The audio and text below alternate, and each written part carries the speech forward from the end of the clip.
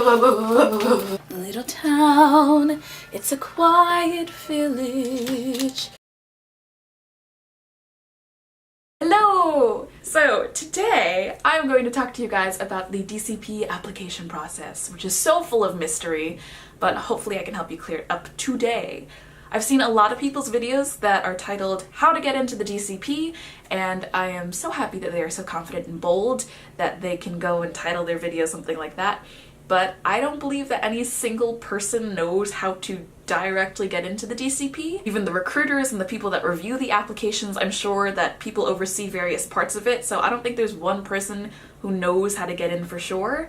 And if there is, I'm definitely not that person. What I'm gonna do today is just share my experience with you, and hopefully you can watch my video and other people's videos just to conglomerate all of those ideas. I'm sorry, there's so much noise outside.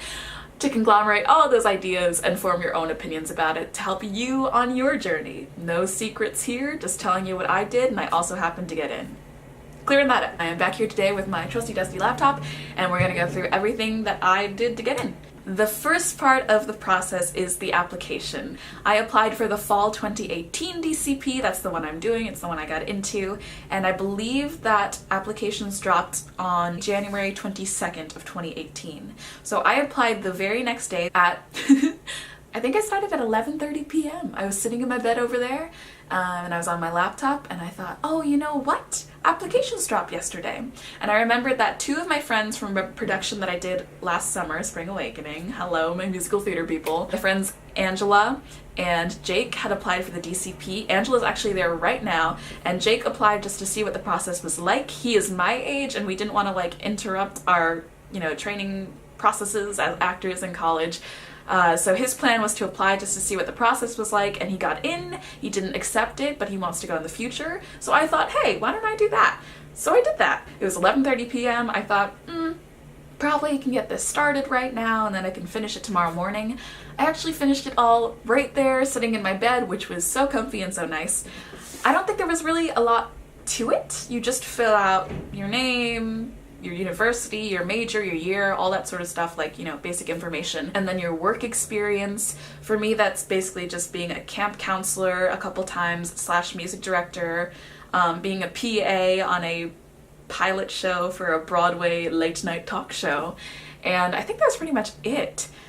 I looked up the 4 Disney keys before I filled that bit out. Something that they kind of drill into your head once you get down to Florida and the DCP are the 4 Disney keys. It was something like, hold on, I have it in my notes somewhere, I swear. The 4 keys, which are the 4 values in order of priority at Disney, are safety, courtesy, show, and efficiency. So I kind of made sure to highlight those things in my work experience, and luckily my work experience had been kind of theater related up until that point.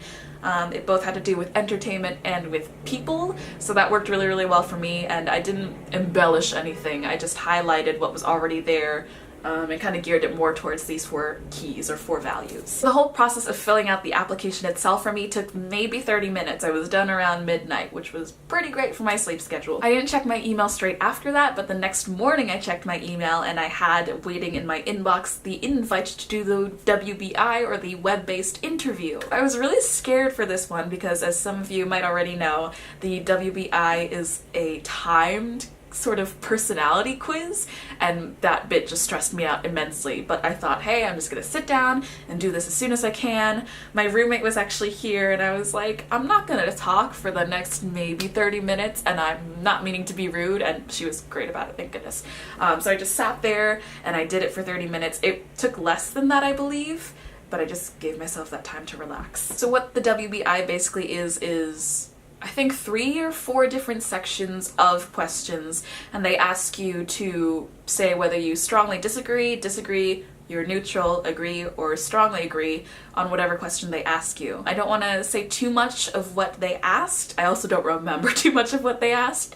One that stuck out to me was, I am always positive. And for that one, me being myself, I did not want to lie. I don't think you should lie, because doing this and going through the process and getting approved to do the DCP is really to see if you're a good fit for the company and for the type of work you'll be doing there. And if you lie about things, then if you get accepted and you go, even if it is your dream, maybe it won't be a great fit for you and you'll actually be kind of unhappy there. So I'm kind of trying to trust the process here, and I wanted to answer everything as honestly as I could. So for that question, I am always positive, I answered disagree. I typically give off a really positive vibe, which is so funny to me because in my head I'm total doom and gloom, but on the outside I'm really optimistic and bubbly, apparently, and I didn't want to lie anyway. I wanted to say, you know, what my truth was. Why would I lie to like a computer or to Disney? So I put disagree because it's not true. I am often positive outwardly. I'm not always positive. I don't think anyone is. My advice for all of the WBI is answer honestly. You know, it's timed for a reason so you don't get too long to overthink things, and I think that's a good thing. Just answer from the heart. I know there are a couple questions that maybe should have been, I don't know, in agree, but I put strongly agree or something like that, but it wasn't anything too detrimental or consequential. I just wanted to be as honest as I could be, and that's what I did. So literally within the next few minutes, I was waiting at my computer going, oh my god, how long is it gonna take for me to get this next email? A couple minutes later, actually, I got the email to schedule my phone interview. I was so ecstatic and also terrified because I wasn't planning on doing this program at all. I didn't expect to make it this far in the process. And also, as most people my age will know, talking on the phone to people you don't know, even people you know, but people you don't know, terrifying. I scheduled my phone interview for February 4th, which was a Sunday, I believe, which I think it was a week and a half or 2 weeks later. I wanted to give myself the time to prep because I was so scared, and I felt like this was, you know, the big I'm either in or out moment for the DCP, so I gave myself a lot of time to prepare. I scheduled my phone interview for 1:30 p.m. on February 4th so I could have some time in the morning to, you know, decompress, get myself woken up and ready to talk to this person in the peppy Disney way that I should. And I was really, really excited for it. I was really scared. If you saw the beginning of the video where I was doing all this weird stuff and warming up like the strange actor person I am, that is what I was doing before my interview. That is a video I took right before my phone interview as I was waiting. I was doing lip trills, I was singing songs to get myself pumped. I had my little Snow White and my Chip over here ready to go to like cheer me on as I was sitting here. And I'll also show you a picture right now of what my desk looked like when I was doing the phone interview. See, I had you guys in mind all the way back then. That's how much I care. And I had this little cheat sheet as well for my phone interview. Basically, it was just me writing down the date, the questions that I had for my interviewer at the end, a space to write down my interviewer's name, which is so important. Her name was Stephanie. Hi Stephanie, if you're watching this, I don't think you are. What time I started the call, what time I ended the call. It lasted around 17 minutes, just so I could tell you guys. Reminders to myself, deep breaths, voice and speech, a class you take as an actor. Power pose, Wonder Woman, because I have a Wonder Woman cartoon poster up there. I wanted to be strong and feel confident, and that's what I did. I also wrote down some information at the bottom that Stephanie told me on the call, and then I also had this little index card saying smile, because you can hear your smile on the call.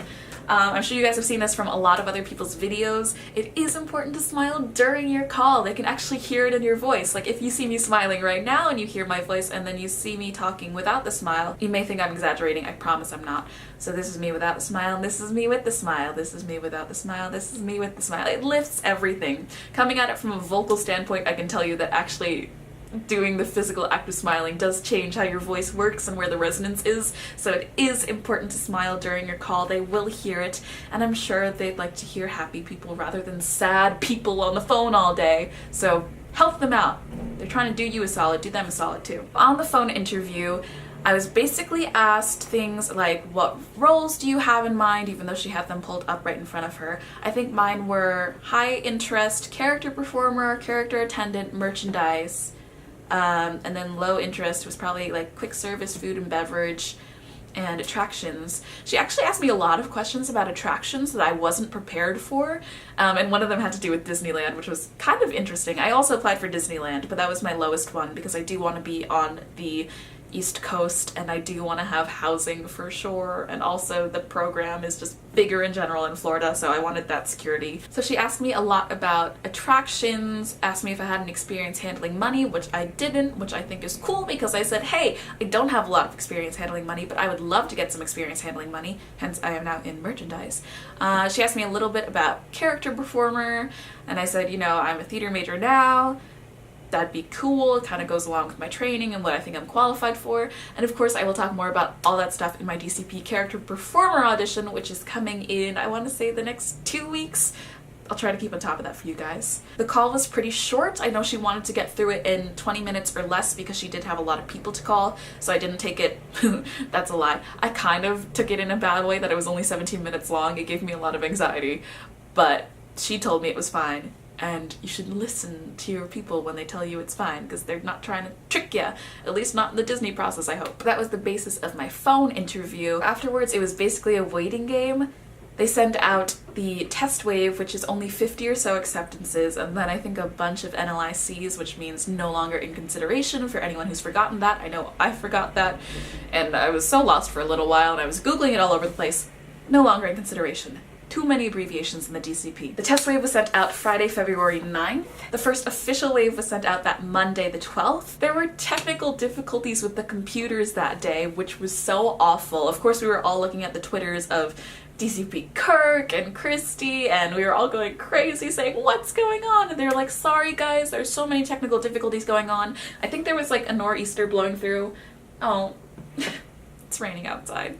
It's like it's happening again. There was probably a nor'easter blowing through the East Coast at that point, so technical difficulties were across the board. They were trying to send things out. I think they stayed late at the office that Monday just to send out even more acceptances, but then the next day was the second wave, so we didn't have to wait too long at all. Again, the recruiters graciously stayed late to send out more acceptances. The recruiters are supposed to leave the office at 5 or 6 p.m. I believe, so when I didn't get my email by 5 or 6 p.m., I was really sad. And I kind of given up at that point. You know, not entirely, because they continue doing acceptances through, what, early to mid-April? There's plenty of time. And I felt really, really grateful because there's people who apply at the very beginning when applications drop and don't even get an answer until the very last day, maybe. So I know that I shouldn't have felt too bad about it, and I knew that there were other waves coming, but I still wanted to get in then, of course. And then, at 9:20 something p.m. on February 13th, I got my acceptance. I was so excited, but I was also really scared for a couple of reasons, as I alluded to in my other video. One was that I wanted to keep it inside myself because I had a final scene presentation the next day that required the character to have like this excitement for life bubbling underneath the surface, and I definitely wanted to have that there, so I didn't want to tell a lot of people. I think I told 2 people, my roommate and a friend from NYU, Erica. Hi Erica!